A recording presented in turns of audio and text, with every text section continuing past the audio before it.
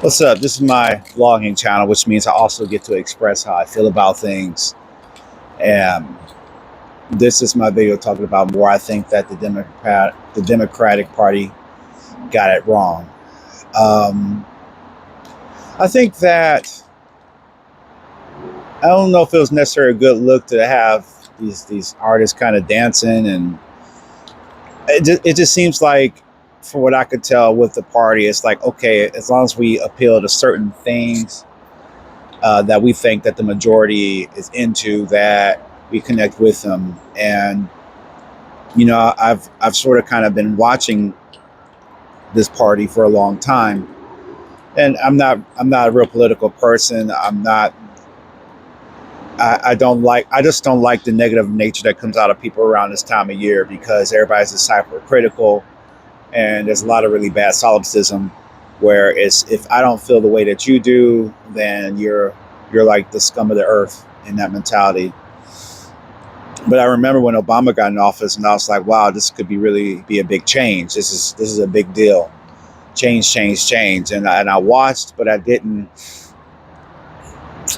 see really a big change. But I did experience having to be part of a healthcare system that I didn't want to be a part of.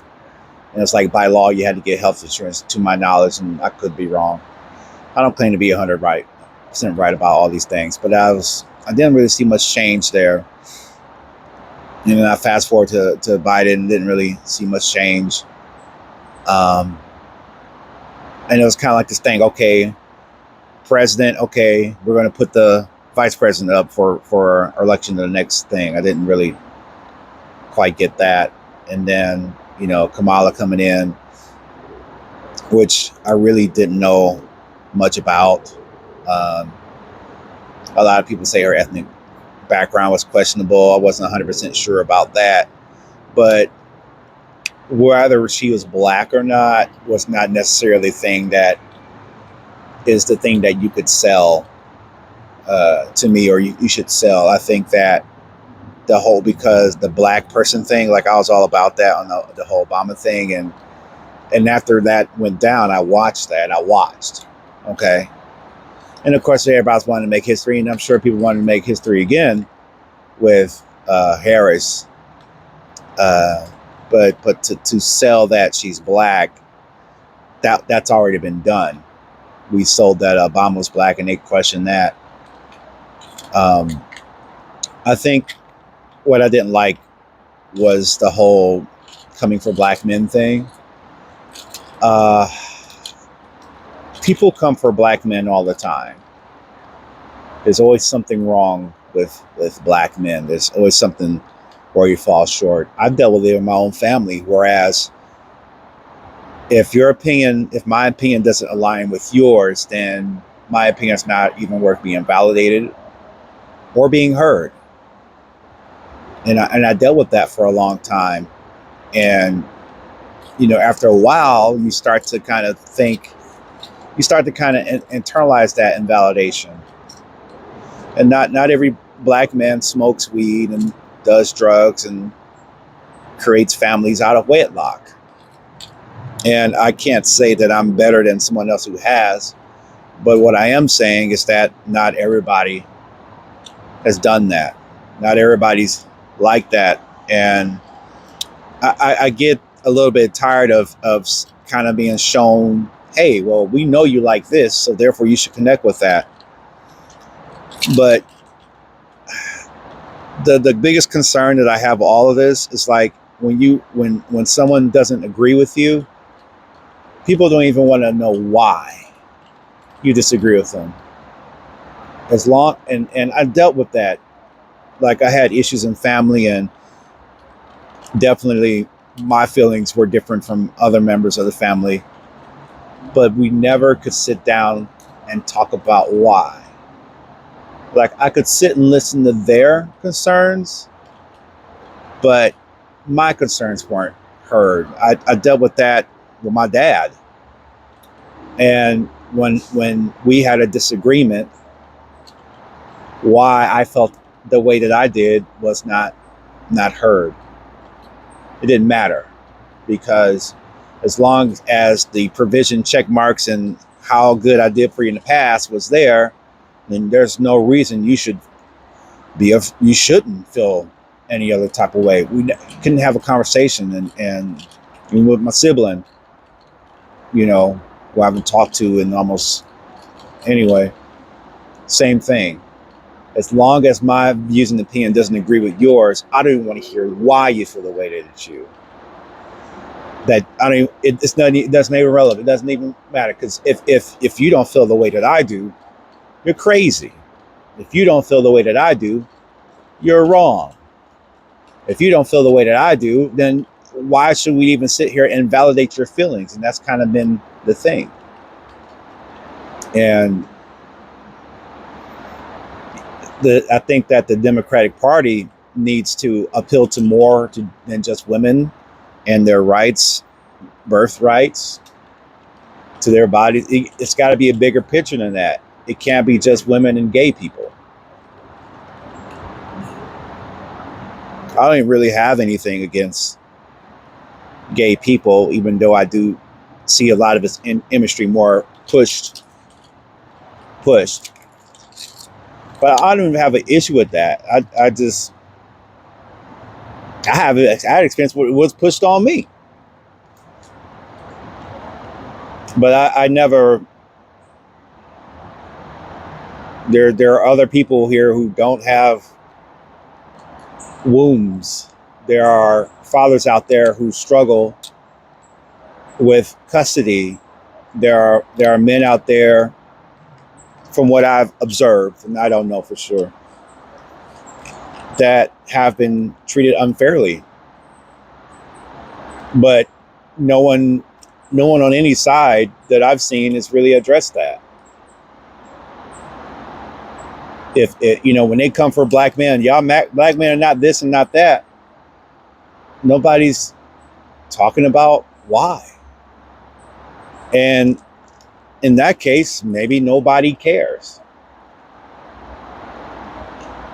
And just like how I talked about in my last video, people don't care about a black man losing weight. I mean, the views and engagement to that shows that. Now, I can't make a sweeping statement and say nobody cares, because maybe one or two people care on this channel. But the more people who search, they don't care. So what do you do for a group of people who are shown that nobody cares? What do you expect them to do? I remember that saying about, if a man doesn't feel the warmth of his village, and I'm trying to remember this correctly. If a man doesn't feel the warmth of his village, he'll burn it down to feel heat. I think that's how it went.